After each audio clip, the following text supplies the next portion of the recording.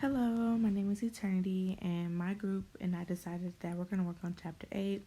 The concept that I'm going to be focusing on is electron configurations.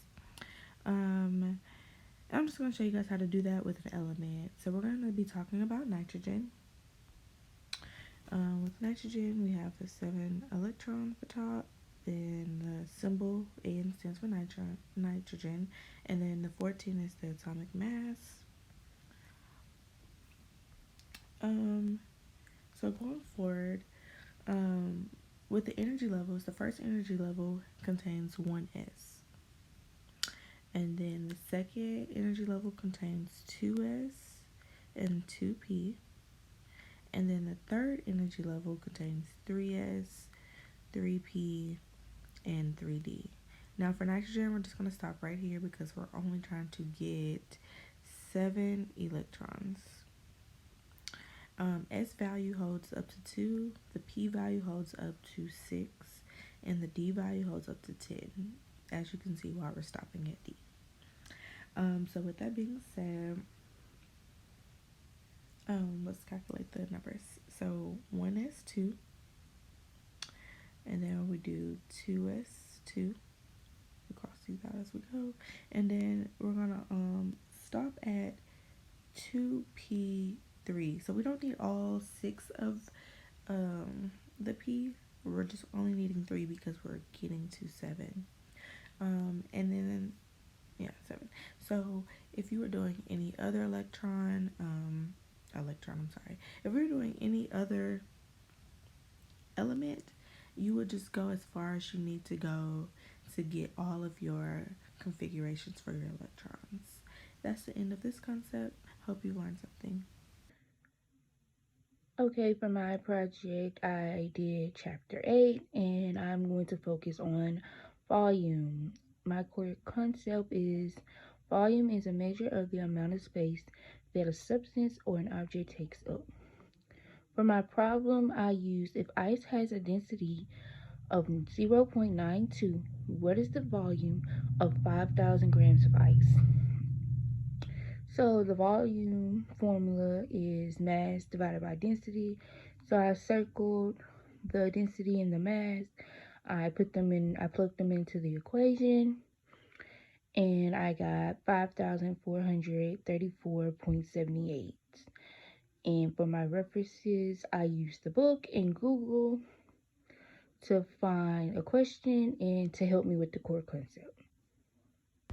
Hi, my name is Deja Green, and my group decided to do Chapter 8, and my concept is wavelength. So the question is, a neutron with a mass of 1.68 times 10 to the negative 27 kilograms moves from a nuclear reactor with a velocity of 3.22 times 10 to the third. What is the de Broglie wavelength of the neutron? So we're looking for the wavelength of the neutron, but we have the velocity and we have the mass. This is the formula to find the wavelength, which is Planck's constant over mass times velocity. So we just fill in the numbers, and we get 1.23 times 10 to the negative 10.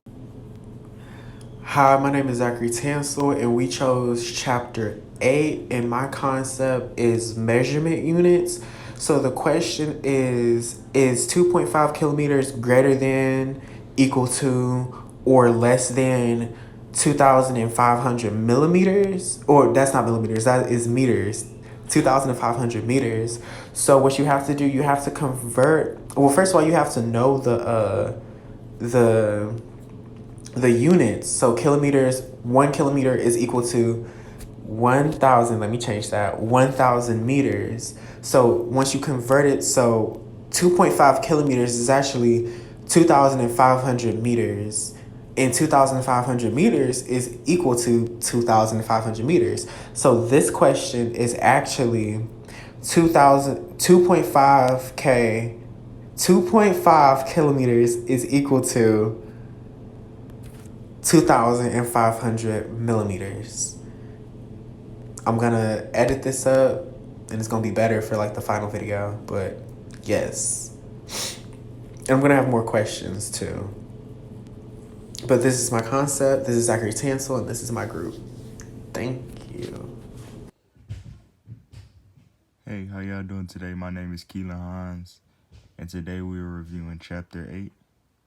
And my question for today was, what is the density of iron if there is a volume of 5 centimeters cubed and has a mass of 39.5 grams? The density equals mass over volume. While the mass is equal to 39.5 grams, the volume is 5 centimeters cubed. In order to find the density, we have to divide the mass, which is 39.5 grams, by the volume, which is 5.0 centimeters cubed, and that equals 7.9 grams divided by centimeters cubed. Thank you.